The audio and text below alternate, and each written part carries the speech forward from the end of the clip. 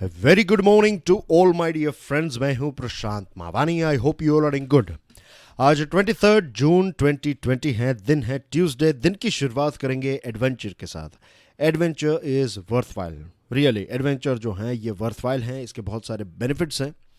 जब भी आपको ऐसा लगे कि आपका जीवन जो है वो एक रूटीन में फंस चुका है, आप एक ही चीज़ जो है वो बार बार करने लगते हैं, बोरिंग फील होता है, क्रिएटिविटी जो है वो मर जाती है, तो क्रिएटिविटी को फिर से रिवाइटलाइज करने के लिए 1-2 दिन की एक छोटी सी पिकनिक अरेंज कीजिए। अगर हो सके तो माउंटेन एरिया में या फिर नज़दीक के कोई ऐसे जंगल विस्तार में जाइए। 1-2 दिन वहाँ पर रहिए, आप फ्रेश हो जाएंगे और वापस जब आएंगे तब आप देखेंगे कि आपके अंदर एक नई ऊर्जा जो है वो पैदा हो जाएगी। तो एडवेंचर इज़ डेफिनेटली वर्थवाइल। इसी के साथ स्टडी आईक्यू की टीम ने मिलकर एक स्मार्ट कोर्स डिज़ाइन किया है। यह स्मार्ट कोर्स सिविल सर्विसेज की एग्जामिनेशन को ध्यान में रखते हुए डिज़ाइन किया गया है। प्री और मेंस दोनों को कवर करता है यह स्मार्ट कोर्स। ज़्यादा जानकारी के लिए डाउनलोड करें हमारा मोबाइल एप्लीकेशन। आज के लेक्चर की पीडीएफ आपको मेरे टेलीग्राम चैनल के ऊपर से मिल जाएगी। You can follow me on Facebook.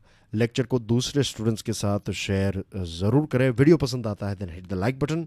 Don't forget to subscribe to our YouTube channel. Dear friends, आज हमारे टेबल के ऊपर हैं 5 इंपॉर्टेंट आर्टिकल्स और न्यूज़ आइटम्स के बारे में बात करेंगे। सबसे पहले बात करेंगे लोन वुल्फ थ्रेट के बारे में।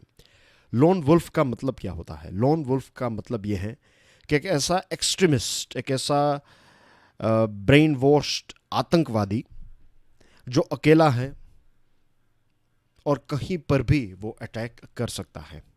जनरली क्या आज तक हमने क्या देखा था? आज तक यानी कि एक लंबे टाइम से ये था कि एक ग्रुप में टेररिस्ट जो हैं वो आते हैं, गन्स और बॉम्ब्स लेकर आते हैं और किसी जगह पर अटैक करते हैं। फॉर एग्जांपल जो हमारे देश में हुआ था 26/11 मुंबई में, तो कैसा एक ऑर्गेनाइज्ड तरीके से वो यहाँ पर आए, अटैक किया। इनकी इंटेलिजेंस भी थी और ऐसे ऐसी जो एक्टिविटीज़ हैं उनको पकड़ना reasonably speaking compare to lone wolf attack. जब आप लोन वुल्फ अटैक या फिर लोन वुल्फ की बात करें, लोन वुल्फ यानी कि अकेला व्यक्ति, एक अकेला भेड़िया टाइप व्यक्ति जो मौका देख के ही आपके ऊपर अटैक कर देगा।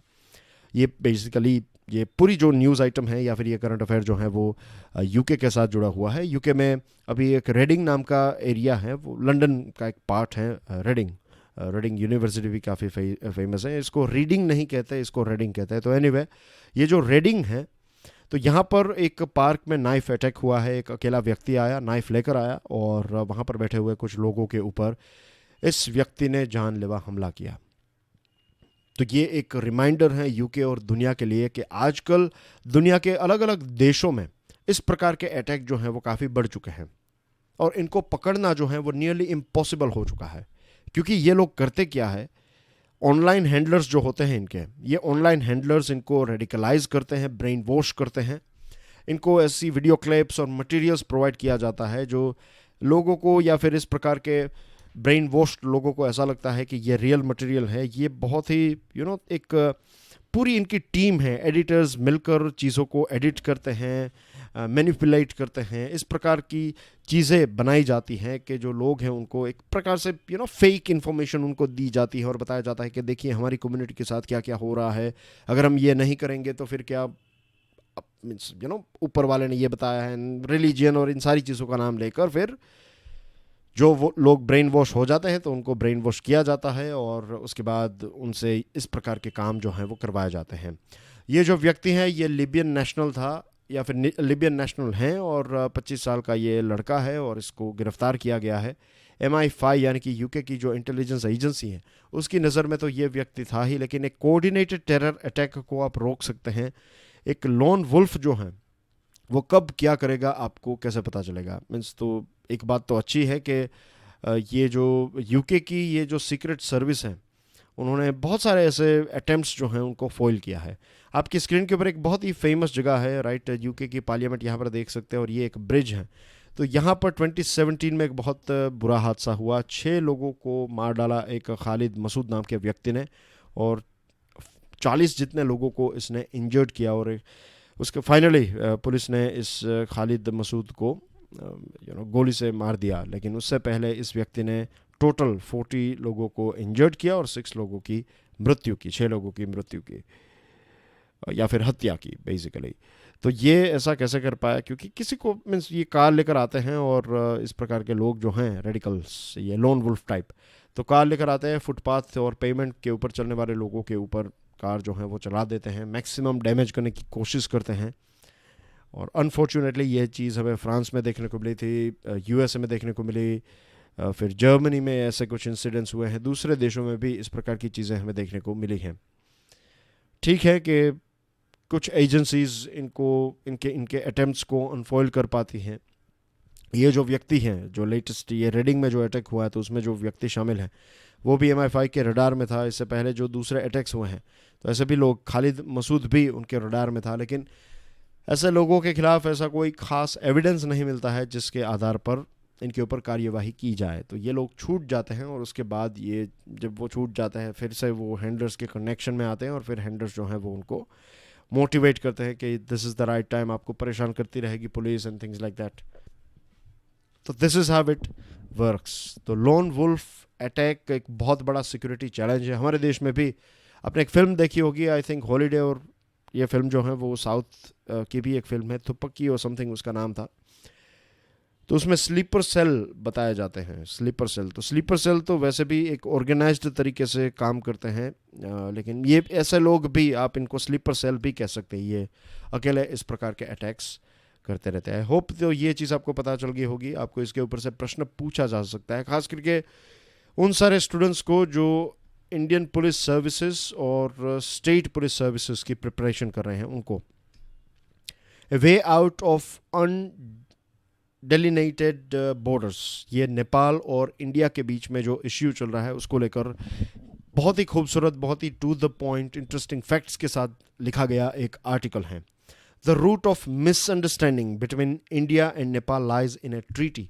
एक ट्रीटी जो हुई थी दोनों देश के बीच में, उस टाइम पर 1815 की बात करें तो ब्रिटिश ईस्ट इंडिया कंपनी और नेपाल के बीच में एक ट्रीटी हुई थी। इस ट्रीटी का नाम है द ट्रीटी ऑफ सुगौली।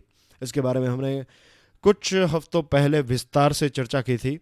तो बेसिकली मैं आपको बता दूं कि इससे पहले की हमारी जो चर्चा थी उसमें आज का जो नेपाल है कुछ इस प्रकार का दिखता है हमें नेपाल, राइट। तो this is Nepal. Let's say पहले का जो नेपाल था वो थोड़ा बड़ा था, वो कुछ इतना बड़ा था, लेकिन ये ट्रीटी ऑफ सुगौली के बाद ये टिस्टा रिवर है और यहाँ पर है सतलज रिवर। तो इतना बड़ा था नेपाल, लेकिन युद्ध हुआ नेपाल और ब्रिटिश ईस्ट इंडिया कंपनी के बीच में, और फिर फाइनली ये ट्रीटी हुई और ट्रीटी में नेपाल जो है वो इतना हो गया, राइट। आज का जो नेपाल है तो ये ब्रिटिश ईस्ट इंडिया कंपनी और नेपाल के उस टाइम के राजा के बीच में ये ट्रीटी हुई थी, और उस टाइम पर यह तय किया गया था कि आपकी फ्यूचर जनरेशन जो है वो भी ये जो बॉर्डर और ये सारी चीज़ों को लेकर इश्यूज जनरेट नहीं करेगी। फिर भारत आज़ाद हुआ और हमें जो ये बॉर्डर्स मिली हैं, तो ये बॉर्डर्स जो हैं वो हमें कैरी फॉरवर्ड हुई है ब्रिटिश जो राज था उससे, फिर भारत को ये बॉर्डर्स मिली हैं, राइट। इंडियन गवर्नमेंट को ये बॉर्डर्स मिली। तो इस ट्रीटी में, ट्रीटी ऑफ सुगौली में ये क्लियर है कि जो काली रिवर है उसको एक बॉर्डर माना जाएगा। अब प्रॉब्लम ये है कि नेपाल का कहना ये है, और again I am going to rely on rough sketch here, ये है काली river, right.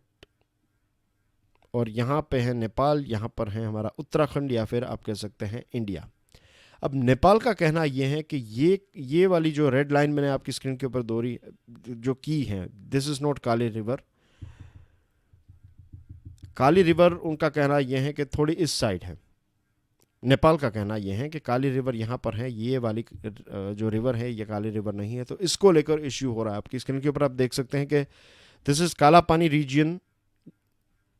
Late me zoom it up for you guys. तो ये रहा, देखिए, तो इसको लेकर इश्यू चल रहा है, राइट। तो यहाँ पर नेपाल और चाइना के बीच में जो ट्रीटी है उसको अगर हम देखें, और ब्रिटेन के जो WJ वेब थे, 1816 की बात है, तो उन्होंने इसके बारे में क्लियरली रिप्रेजेंटेशन किया था नेपाल के सामने, और नेपाल ने इसके ऊपर एग्री भी किया। फिर जो काला पानी और लिपू लेक हैं वो ब्रिटिश टेरिटरी ही माना जाता था, और नेपाल को भी इसके बारे में पता था। Nepal has 2 try junctions with India and China. एक ट्राई जंक्शन उनका चाइना के साथ भी है, और चाइना के साथ उनकी जो ट्रीटी हुई है तो उसमें बेसिकली देखिए यहाँ पर 79 जितने, कुछ 1 से लेकर 79 जितने पॉइंट्स नेपाल और चाइना की बाउंड्री के बीच में सीरियल नंबर में 1 2 3 4 इस प्रकार से 79 ऐसे सीरियल ऑर्डर्स रखे गए हैं और उसमें से फर्स्ट जो मार्कर है वो तिंकर से उसकी शुरुआत होती है, राइट। तो यहाँ पर तिंकर जो एक जगह है तो उससे शुरुआत होती है। तो बेसिकली ये जो नेपाल का क्लेम है कि ये लिपु लेक वाला एरिया जो है वो उनका है, तो ये बात बिल्कुल गलत है। गलत इसलिए है क्योंकि ट्रीटी के हिसाब से भी अगर देखें, ऐसा नहीं है कि यहाँ पर एज एन इंडियन हम बात कर रहे हैं, we are talking about facts, right. कि जो WJ वेब ने लिखा था उस टाइम पर जो जो चीज़ें हमें मिली हैं, जो जो डॉक्यूमेंट्स हमें मिले हैं, तो उन सारे डॉक्यूमेंट्स में भी ये क्लियर था कि ये सारा एरिया जो है वो ब्रिटिश के द्वारा कंट्रोल किया जाता था। The first British resident in Nepal, Edward Gardner, laid this out to Nepal Darbar in correspondence 4th February 1817 to 10th October 1817। तो उस टाइम पर ये जो ब्रिटिश रेजिडेंट थे, एक प्रकार के एम्बेसडर एडवर्ड गार्डनर, तो उन्होंने भी नेपाल के दरबार में जो ये क्लैरिफिकेशन थी ये काली रिवर और ये सारी चीज़ों को लेकर, ये बॉर्डर के पॉइंट्स को लेकर, तो वो सारी चीज़ें उस टाइम पर उन्होंने नेपाल के दरबार के सामने, यानी कि वहाँ की कैबिनेट जो है, वहाँ की जो सरकार है उस टाइम की, जो राजा थे, तो उनके सामने रखी। The British government did not shift the British East India company boundary as Nepal alleges. Nepal का इल्ज़ाम यह है कि ब्रिटिश गवर्नमेंट ने ब्रिटिश ईस्ट इंडिया कंपनी की बाउंड्री जो है वो शिफ्ट की है, लेकिन ये बात सरासर गलत है। 1905 में चार्ल्स ए शेरिंग नाम के व्यक्ति थे, ये डिप्यूटी कमिश्नर थे अल्मोड़ा के। अल्मोड़ा जो है वो उत्तराखंड में है और ये जो आर्टिकल लिखा है वो अल्मोड़ा में एक बहुत ही इम्पोर्टेंट कमिश्नर के तौर पर उन्होंने वहाँ पर काम किया है। तो आई थिंक इसीलिए उनको इस पर्टिकुलर विस्तार की जो एक हिस्ट्री है वो थरोली पता है। तो उन्होंने भी, चार्ल्स ए शेरिंग ने भी लिखा है कि तिब्बत में जाने के लिए लिपु लेक का इस्तेमाल जो है वो किया जाता था। उन्होंने भी काला पानी में कैंपिंग की और कैंपिंग किया उस टाइप पर, और बताया जाता है उन्होंने लिखा कि 1816 से लेकर उस टाइम 1905 तक का जो ट्रेड है, मीन्स हर साल का ये लिपु लेक से जो ट्रेड है वो कुछ 26,000 पाउंड पर ईयर का हो चुका था।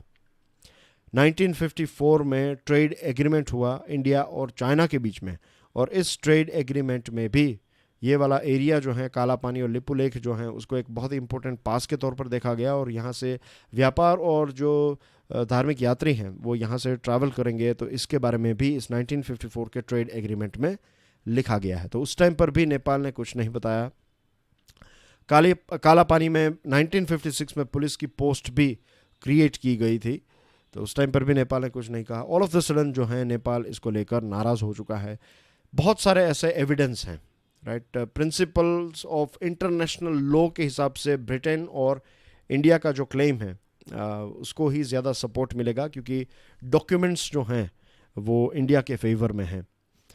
Moving on to next item, a case to exempt GST in central police canteens. मई की बात है, मई 2020 में हमारे होम मिनिस्टर अमित शाह ने यह बताया कि जितनी भी कैंटीन्स हैं सेंट्रल पुलिस की कैंटीन्स, उसमें सिर्फ इंडिजीनियस यानी कि स्वदेशी प्रोडक्ट्स ही आपको मिलेंगे, वही प्रोडक्ट्स वहाँ पर बेचे जाएंगे।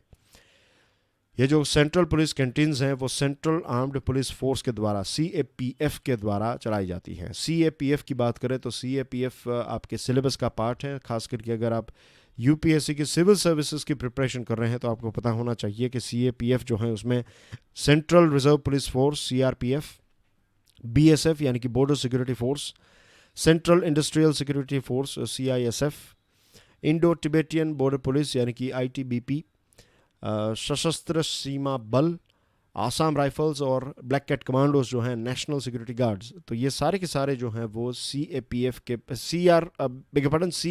पार्ट हैं। और CAPF जो है वो किस मिनिस्ट्री के तहत काम करता है? होम मिनिस्ट्री के तहत काम करता है। तो ये चीज़ आपको पता होनी चाहिए। आपको पता होगा शायद कि बहुत सारे IPS ऑफिसर्स जो हैं उनकी पोस्टिंग जो है वो CRPF में, NSG में, ये सारी जगह पर BSF में भी IPS ऑफिसर जो हैं वो इम्पोर्टेंट पोजीशंस के ऊपर पोस्ट किए जाते हैं। और बेसिक दूसरी जो डिटेल, उनकी स्थापना दिन और कुछ बेसिक चीज़ें आप उनके बारे में पढ़ लीजिएगा। आपको पता होना चाहिए कि इंडिया और नेपाल चाइना की जो बॉर्डर है तो वहाँ पर आपको इंडो तिब्बतियन बॉर्डर पुलिस मिलती हैं। जो पाकिस्तान के साथ हमारी बॉर्डर है तो वहाँ पर हमें BSF मिलती है। तो ये कुछ बेसिक डिटेल्स आपके पास होनी चाहिए, राइट। हमारी जो इंडस्ट्रियल स्ट्रक्चर्स हैं इंपॉर्टेंट, जैसे कि न्यूक्लियर पावर प्लांट्स हैं कुछ ऐसे, तो वहाँ पर आपको CISF, same thing goes with airports के ऊपर जब हम एयरपोर्ट्स में जाते हैं तब हमारा ID और ये सारी चीज़ें चेकिंग कौन करता है, तो CISF जो है वो चेकिंग करती है, राइट।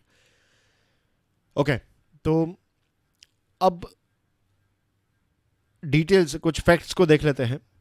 फैक्ट्स ये है कि 119 मास्टर कैंटीन्स हैं और 1700 जितनी कैंटीन्स हैं CAPF की, और ये 1700 कैंटीन्स जो हैं ये कुछ 50 लाख फैमिली मेंबर्स और 10 लाख जितने सर्विंग पर्सोनल को कैटर करती हैं। हर साल 2800 करोड़ रुपीस का व्यापार करती हैं ये कैंटीन्स। बाबा रामदेव के प्रोडक्ट्स जो पतंजलि हैं उनकी ब्रांड, उनके प्रोडक्ट्स, फिर खादी और विलेज इंडस्ट्री कमीशन के कुछ प्रोडक्ट्स भी यहाँ पर हमें देखने को मिलते हैं। इससे पहले जब GST नहीं था तब बहुत सारी सरकारों ने, जो स्टेट गवर्नमेंट्स हैं, वो वैट की छूट देती थी। कुछ स्टेट्स ने वैट जो है उसको माफ़ किया था, कुछ स्टेट्स इम्प्लीमेंट करते थे। अब डिमांड ये आ रही है कि मीन्स जो हमारे ये जो जवान हैं तो उनकी डिमांड ये है कि एटलीस्ट ये कैंटीन्स में GST जो है, कैंटीन्स में मिलने वाले प्रोडक्ट्स के ऊपर GST नहीं लगना चाहिए, GST एग्जेम्पशन उनको मिलना चाहिए। जब GST का एग्जेम्पशन मिलेगा तो बेसिकली ये सारे प्रोडक्ट्स की कॉस्ट जो है वो कम हो जाएगी, ये और ज़्यादा अफोर्डेबल और ल्यूक्रेटिव हो जाएंगे। तो इस पर्टिकुलर आर्टिकल में ये बताया है कि हमारे जो जवान हैं, ये CAPF के लोग जो हैं वो बहुत ही डिफ़िकल्ट कंडीशंस में काम करते हैं। एज वी ऑल नो कि उनकी सैलरी जो है वो मीन्स अब तो अच्छी बात है कि सैलरी जो है वो थोड़ी बहुत अच्छी हो चुकी है, लेकिन इतनी भी इम्प्रेसिव नहीं है, क्योंकि जो एक कहते हैं ना कि एक रिस्क जो है, एक जान का जो ख़तरा है वो हमेशा रहता है। तो एनीवे ऐसी डिफ़िकल्ट सिचुएशन में वो काम करते हैं और बहुत ही एक्सट्रीम क्लाइमेट में काम करते हैं, एक्सट्रीमिज़म अफेक्टेड नक्सल एरिया में काम करते हैं, माओविस्ट एरिया में काम करते हैं, जो रेड कॉरिडोर हम कहते हैं वहाँ पर काम करते हैं, फिर रायोट्स के टाइम पर भी वो होते हैं। तो काफ़ी एक चैलेंजिंग जॉब करते हैं। तो एटलीस्ट इतना तो हम कर सकते हैं उनके लिए कि एटलीस्ट उन लोगों को और उनके परिवार के जो जन हैं उनको अगर कोई चीज़ें चाहिए तो वो उसमें कुछ टैक्स का एग्जेम्पशन हो, ताकि वो इसको अच्छी तरीके से और जो छोटी बड़ी लग्जरी है लाइफ की वो एंजॉय कर सके और एक अच्छा जीवन बिता सकें। तो आई एम श्योर सरकार जो है वो हमेशा से जो हमारे जवान हैं, यूनिफॉर्म्ड पर्सोनल जो हैं, उनका जो बलिदान है, उनका जो एक सेक्रीफाइस है, उसको हमेशा एक सम्मान करती हैं। आई एम श्योर इसके ऊपर भी एक डिसीजन जो है वो जल्द से जल्द लिया जाएगा। लेकिन ये डिसीजन लेने का काम जो है वो कौन करेगा? ये करेगा GST काउंसिल, राइट। इसमें मोदी सरकार कुछ नहीं कर सकती। It's all about GST council, क्योंकि GST काउंसिल जो है इसमें फाइनेंस मिनिस्टर के साथ साथ जो यूनियन फाइनेंस मिनिस्टर हैं उनके साथ साथ स्टेट के फाइनेंस मिनिस्टर्स भी हैं। तो सारे स्टेट्स और यूनियन गवर्नमेंट मिलकर इसके ऊपर कुछ कर सकती हैं। Moving on to Dharavi model, एक एग्जाम्पल है दुनिया के लिए। एशिया का सबसे बड़ा स्लम धारावी को कहा जाता है। आई एम श्योर आपको इसके बारे में बहुत सारी चीज़ें पता होगी। एक चीज़ शायद आपको ना पता हो तो लेट मी टेल यू कि यहाँ पर स्क्वायर किलोमीटर पता है कितने लोग रहते हैं? 2,27,136 पर्सन। 2,27,136 पर्सन पर स्क्वायर किलोमीटर। एक स्क्वायर किलोमीटर एरिया में 2 लाख से भी ज़्यादा लोग। तो इसीलिए धारावी को एक टिकिंग कोविड बॉम्ब कहा जाता था। लोकल अथॉरिटीज़ ने बहुत ही इंटेलिजेंटली, रिलेंटलेसली, यानी कि विदाउट स्टॉपिंग उन्होंने ऐसे कुछ स्टेप्स उठाए जिसकी वजह से ये टिकिंग टाइम बॉम्ब जो है उसको डिफ्यूज़ कर पाए। संडे की बात है कि यूनियन हेल्थ मिनिस्ट्री ने महाराष्ट्र सरकार और बृहन मुंबई म्यूनिसिपल कॉरपोरेशन जो है BMC की काफ़ी तारीफ़ की। अप्रैल में यहाँ पर जो एक रेट था, ग्रोथ का रेट, कोविड-19 वायरस के ग्रोथ का रेट था 12%। ये कम हुआ मई में 4.3% और जून में ये 1.02% तक पहुँच गया है। तो जो धारावी ने किया, क्या ये दूसरे राज्य भी कर सकते हैं? दूसरे एरिया में भी, दूसरे डिस्ट्रिक्ट्स में भी, दूसरे पॉकेट्स में क्या हम ऐसा कर सकते हैं? I think yes we can do it. अगर इतना ही साहस हम दिखाएं, इतनी ही एक टाइम मैनेजमेंट की डिसिप्लिन हम दिखाएं, तो डेफिनेटली हम ये कर सकते हैं। 10 बाय 10 फीट के एक छोटे से कमरे में धारावी में ऑन एन एवरेज 8 से 10 लोग रहते हैं। 80% पॉपुलेशन जो है वो कम्युनिटी टॉयलेट्स के ऊपर डिपेंडेंट हैं, तो यहाँ पर होम आइसोलेशन की बात ही नहीं है। मीन्स इट्स नियरली इम्पॉसिबल कि किसी को आप होम आइसोलेट करें। क्वारंटीन की फैसिलिटीज़ जो हैं यहाँ पर on the spot timely fashion में क्रिएट की गई। स्कूल्स, कम्युनिटी हॉल्स एक्सेट्रा जितनी भी ऐसी जगह थी तो उनको ऐसे क्वारंटीन फैसिलिटीज़ में कन्वर्ट किया गया। और वहाँ के जो असिस्टेंट म्यूनसिपल कमिश्नर हैं किरण दिघावकर, तो उन्होंने बताया कि उनकी जो मीन्स एक टीम है, उन्होंने किसी भी चीज़ की ऐसी कोई राह नहीं देखी कि ऐसा नहीं था कि 100 केसेस होंगे उसके बाद चीज़ों को हम एक्टिव करेंगे। पहला जब केस वहाँ पर आया तब से उन्होंने एक फर्स्ट फीवर क्लिनिक जो है उसके स्थापना करने का जो काम है वो कर दिया, और 3 दिन के बाद वहाँ पर फर्स्ट फीवर क्लिनिक भी उन्होंने सेटअप कर दिया था। Oximeters, mobile vans, private clinics, हर एक को टीम बनाकर आगे बढ़ते गए ये बीएमसी के लोग, और वहाँ की जो लोकल अथॉरिटीज़ हैं वो आगे बढ़ती गई और एग्रेसिवली टेस्टिंग की गई। लोगों का विश्वास जीतने के लिए रमज़ान के महीने में फ्रूट्स और डेट्स और ये सारी चीज़ें दी गई ताकि लोग जो हैं वहाँ पर आएँ और फिर एक एक ट्रस्ट बिल्डअप हो। और फिर लोगों की टेस्टिंग की गई, ज़्यादा से ज़्यादा लोगों को टेस्ट किया गया, और इसका रिज़ल्ट सामने आया कि ये जो रेट है वो कम हो गया, नियरली 1.04% तक पहुँच गया जून में। तो एक टिकिंग टाइम बॉम्ब जो था, एक टिकिंग कोविड बॉम्ब जो था, ये कोविड बॉम्ब को डिफ्यूज़ किया है और 4 T's को फॉलो किया: tracing, tracking, testing and treating. तो धारावी ने जो किया ये दूसरे स्टेट्स, दूसरे देश, दूसरे डिस्ट्रिक्ट्स भी कर सकते हैं। एक बहुत ही interesting article, a neural network for development. Economy को रिवाइव करना है, इसको लेकर सरकार भी काफ़ी चिंतित है। सरकार ने काफ़ी स्टेप्स भी उठाए हैं। बाय द वे ये आर्टिकल जो है ये लिखा है विश्वपति त्रिवेदी साहब ने। विश्वपति त्रिवेदी जो हैं वो एक IAS ऑफिसर हैं, एक ऑथर हैं और गवर्नमेंट ऑफ इंडिया के सेक्रेटरी भी रह चुके हैं। तो उनका एक फर्स्ट हैंड एक्सपीरियंस, उनको पता है कि सिस्टम जो है वो कैसे काम करती है। इस आर्टिकल में उन्होंने क्लियरली बताया है कि ब्यूरोक्रेसी जो है वो ये चीज़ नहीं कर पाएगी, पॉलिटिशियन जो है वो ये चीज़ कर पाएंगे। यहाँ पर बात की गई है कि कैसे मेंबर ऑफ पार्लियामेंट जो हैं इसका इस्तेमाल किया जा सकता है, उनको हम डिप्लॉय कर सकते हैं। सरकार जो है, पॉलिटिकल पार्टीज जो हैं वो अपने MPs को बता सकती हैं कि वो अपनी कॉन्स्टिट्यूएंसी में काम करें और रिजल्ट्स पैदा करें। किस चीज़ का रिजल्ट? इकोनॉमिक रिवाइवल का रिजल्ट। सरकार जो है वो दोनों तरफ काम कर रही है, डिमांड साइड और सप्लाई साइड। डिमांड साइड यानी कि लोग चीज़ें खरीदे तो उनके लिए उनके हाथ में पैसे होने चाहिए। सप्लाई साइड के लिए फैक्ट्रीज चलनी चाहिए तो उसके लिए भी उनको मदद मिलनी चाहिए। फॉर्मल सेक्टर को मीन्स जो रेपो रेट है, बैंक रेट कट किया गया तो फॉर्मल सेक्टर को इससे थोड़ा बहुत फ़ायदा मिलेगा, लेकिन इनफॉर्मल सेक्टर हमारे यहाँ पर सबसे ज़्यादा हैं। इनफॉर्मल सेक्टर में काम करने वाले लोग भी ज़्यादा हैं, तो फिर उनकी कितनी मदद होगी ये एक थोड़ा कहना डिफ़िकल्ट है। दूसरी एक चीज़ जो हम सब जानते हैं कि रेपो रेट ऐसा नहीं है कि पहली बार कट किया गया है। पिछले कुछ 1-1.5 साल में रेपो रेट को कई बार कट किया गया है। तो क्या रेपो रेट को जब RBI ने, MPC ने कट किया, मॉनेटरी पॉलिसी कमेटी ने जब कट किया, तो क्या बैंक्स में से लोन जो है वो ज़्यादा से ज़्यादा लोग लेने लगे या फिर बिजनेसेस जो हैं वो ज़्यादा लोन लेने लगे? No, the answer is no.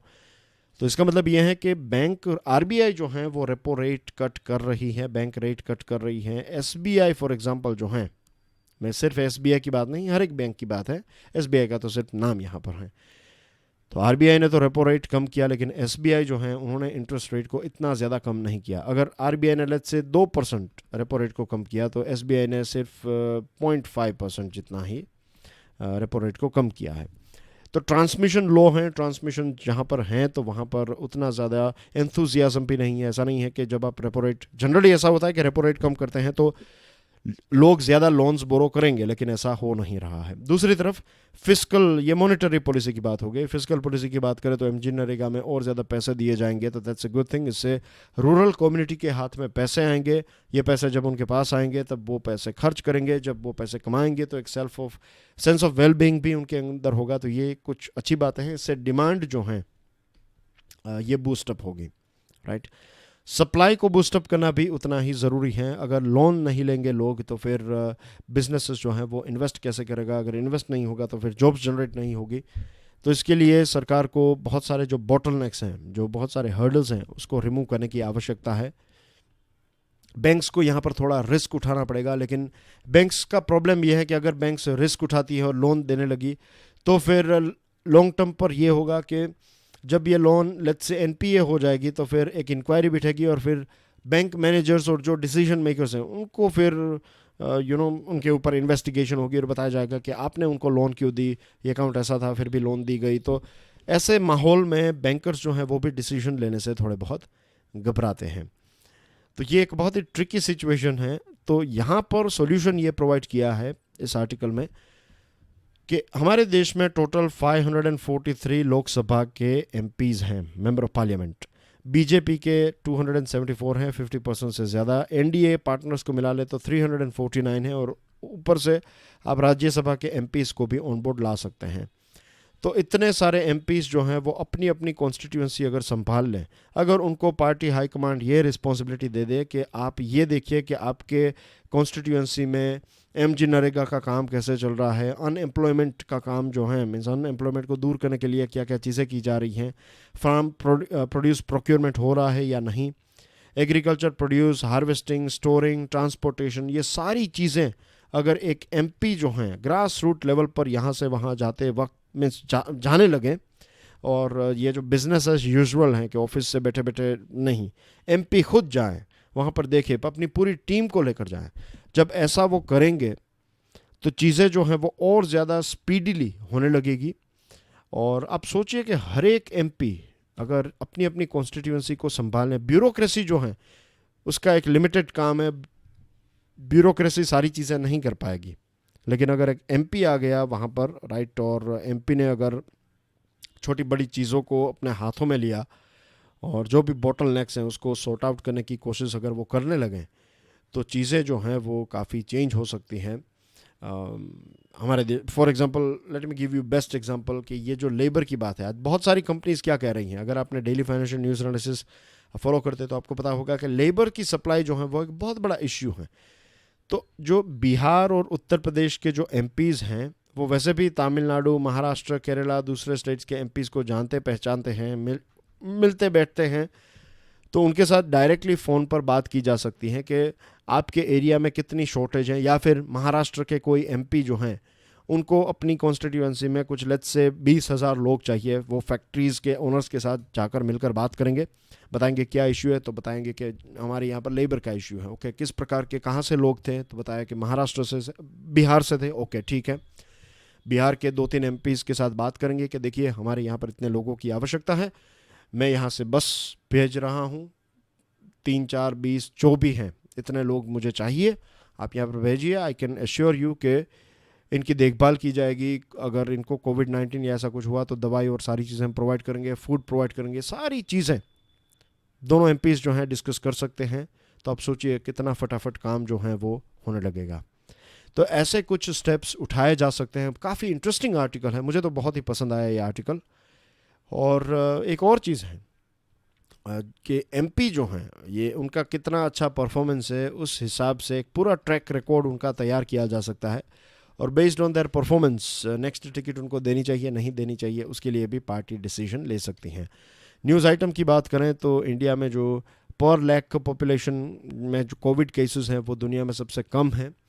आप देखिए यहाँ पर यूएसए में 671 हैं, तो हमारे देश में है सिर्फ 30.04 राइट, और ग्लोबल एवरेज है 114.67। रिकवरी रेट 55.77 तक पहुंच गया है। दिल्ली के चीफ मिनिस्टर ने बताया है कि वो ऑक्सीमीटर्स प्रोवाइड करेंगे कोविड-19 पेशेंट्स को, और यूनियन गवर्नमेंट के साथ मिलकर दिल्ली सरकार काम कर रही है। सुप्रीम कोर्ट ने पूरी रथ यात्रा जो है, जगन्नाथपुरी की यात्रा जो है, इसकी परमिशन दे दी है। सुप्रीम कोर्ट ने क्लियरली बताया है कि हम माइक्रो मैनेजमेंट नहीं कर सकते, लेकिन अब मंदिर की जो कमेटी है, सेंट्रल गवर्नमेंट और स्टेट गवर्नमेंट को मिलकर हेल्थ इश्यू को ध्यान में रखते हुए चीज़ों को डिज़ाइन करना होगा। डिफेंस मिनिस्टर मॉस्को पहुंच गए हैं, और वहां पर जो S-400 मिसाइल है उसके बारे में बातचीत होगी। 74th विक्ट्री डे परेड का जो पूरा एक सेरेमनी है उसको अटेंड करेंगे, और इसमें इंडिया और रशिया के बीच में जो डिफेंस टाइज़ हैं उसको और ज़्यादा मजबूत करने की कोशिश की जाएगी। एक निदान सिंह हैं अफ़गानिस्तान में रहते हैं, सिख कम्युनिटी और हिंदू कम्युनिटी के लीडर हैं। तो टेररिस्ट ऑर्गेनाइजेशन ने उनका अपहरण किया है। भारत सरकार उनके सेफ रिटर्न की तैयारी कर रही है, अफ़गानिस्तान सरकार के साथ मिलकर चीज़ें की जा रही हैं। प्रकाश जावड़ेकर साहब ने इनोग्यूरेट किया ये जो कांस फिल्म मार्केट 2020 है उसको वर्चुअली इनोग्यूरेट किया। और मराठी एक फ़िल्म है माई घाट और गुजराती एक फ़िल्म है हेलारो। तो ये दोनों फिल्में जो हैं वो कांस फिल्म फेस्टिवल में इस साल एंटर हो रही हैं। तो ये दोनों नाम आपको ध्यान में रखने हैं, इसके ऊपर से आपको प्रश्न पूछे जा सकते हैं। और यूनियन स्टेट मिनिस्टर हैं केमिकल और फर्टिलाइज़र के मनसुख मांडविया साहब। तो उन्होंने भारत का सबसे बड़ा और पहला वर्चुअल हेल्थ केयर और हाइजीन एक्सपो 2020 को इनोग्यूरेट किया है। That's everything in today's discussion. Thank you very much. God bless you all. जय हिंद।